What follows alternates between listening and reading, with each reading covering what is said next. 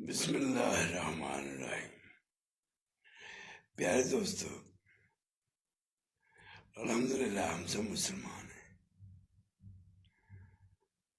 اور جو دنیا میں جو ہمارا سب سے دشمن ہے شیطان ابلیس ہے، اور اس سے بڑا دشمن ہمارا اپنا نفس ہے، ہماری نفسانی خواہشات ہے۔ اس لیے دوستو، اور ہماری جو نفسانی خواہشات ہیں، جو نفس کی خواہش ہے، اگر وہ رب کی رضا کے مطابق ہے تو وہ آپ کے لیے جائز ہے، نہیں تو وہ آپ کے لیے گناہ ہے۔ اس لیے سب دوست خیال رکھیں۔